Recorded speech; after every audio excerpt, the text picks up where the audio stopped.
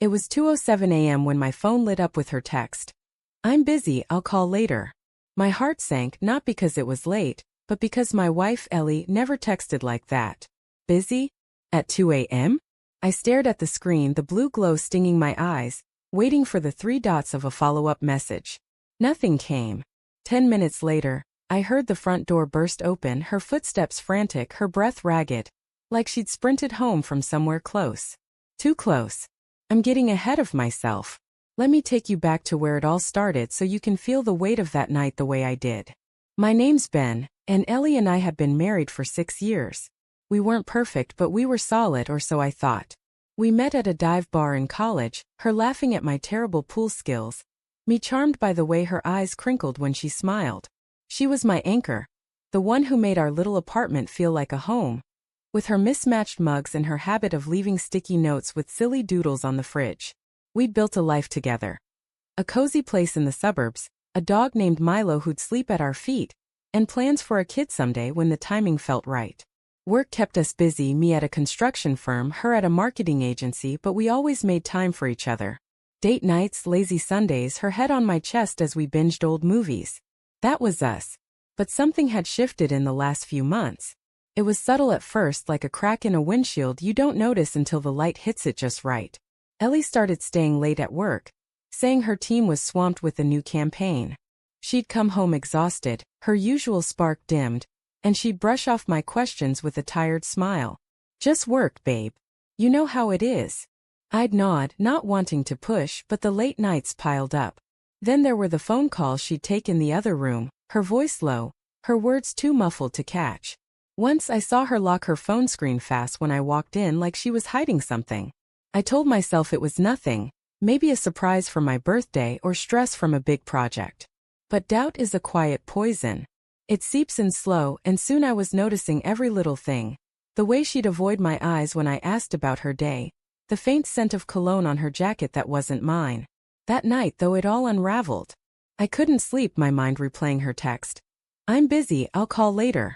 Busy where? With who? I lay in bed, Milo snoring softly beside me, the house too quiet without her. I tried calling, no answer. I sent a text. "Everything okay?" No reply. My stomach twisted, a mix of worry and something uglier. Something I didn't want to name. Then came the sound of the front door, the frantic jangle of keys, and Ellie stumbling in. I bolted upright, heart pounding, and met her in the hallway. "Ellie, what's going on?" My voice came out sharper than I meant, but the sight of her, hair messy, cheeks flushed, eyes wide with panic, set my nerves on edge. She froze, her purse slipping from her shoulder to the floor. "Ben, I didn't think you'd be awake." Her voice was shaky, not like her at all. She was wearing her work blazer, but her blouse was untucked, one button undone at the collar. "Where were you?" I asked, stepping closer. The air felt thick, like it was pressing down on us. "You texted me at 2 a.m. saying you're busy, and now you're running in here like you're being chased. What's going on?" She looked away, her hands twisting together. It's nothing, okay? Just work stuff." I got caught up and work stuff. I cut her off, my voice rising. "At 2 in the morning? Ellie, don't lie to me. I deserve the truth." My chest was tight, my mind racing with possibilities I didn't want to believe. Her eyes flicked to mine, and for a moment I saw something raw, guilt maybe, or fear. Then she sighed, her shoulders slumping. "Okay, Ben. You want the truth? I was with someone." The words hit like a punch, knocking the air out of me. "It's not what you think," she rushed on, her voice cracking. It's complicated. Can we just sit down and talk?" I didn't want to sit. I didn't want to talk. I wanted to scream, to shake her, to make her take it back. But I followed her to the couch, my legs moving on autopilot. Milo trailed behind, sensing the tension, his tail low. "His name's Ryan," she said, barely above a whisper. "He's a client. It started as just meetings, drinks after work. I didn't mean for it to turn into anything." Her hands were shaking now, and she wouldn't meet my eyes. "Tonight I was at his place. I thought I could handle it, but I panicked. I realized I couldn't do this to you, to us. I ran home." I stared at her, my mind blank, my heart a mess of rage and hurt. "You were at his place?" I repeated, my voice low, dangerous. "You were with another guy." And you're telling me it's not what I think? What am I supposed to think, Ellie? I didn't sleep with him, she cried, tears spilling down her cheeks. I swear, Ben, it didn't get that far.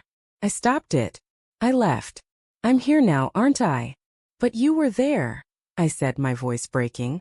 You were with him behind my back, lying to me for months. How am I supposed to trust you now? The room felt too small, the walls closing in. I stood pacing, trying to keep myself together. Why, Ellie? Was I not enough? Did I do something wrong? No, it's not you, she sobbed, reaching for my hand, but I pulled away. It's me. I got caught up in the attention, the excitement. Work was so stressful and he was there. But I love you, Ben. I do. I made a mistake. A mistake.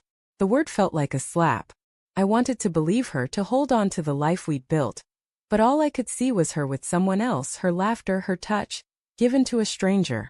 I need time, I said finally, my voice hollow. I can't do this right now. The days that followed were a blur. I slept in the guest room, Milo my only company. Ellie tried to talk, to apologize, but her words felt like noise, empty and useless. I kept replaying her confession, the image of her running home, the betrayal sharp as a knife. I didn't yell or throw things, I wasn't that guy, but the quiet anger was worse, eating me from the inside. Eventually I made a choice. I couldn't stay in a marriage built on lies, not when every glance at her reminded me of what she'd done. I moved out, found a small apartment and started piecing myself back together. Ellie begged me to stay, but trust, once broken, doesn't glue back the same. I didn't want revenge, not really, just distance, a chance to breathe without the weight of her betrayal. Now, months later, I'm learning to live with the scars. I still see her in the little things. A sticky note I found in an old jacket, Milo's favorite toy she bought. Love doesn't vanish overnight, but neither does pain. Some nights I wonder if I could have fought harder for us. But then I remember her text, those cold words at 2 a.m., and I know I deserve more than half-truths. I'm not whole yet, but I'm getting there, one quiet step at a time. And that's enough for now.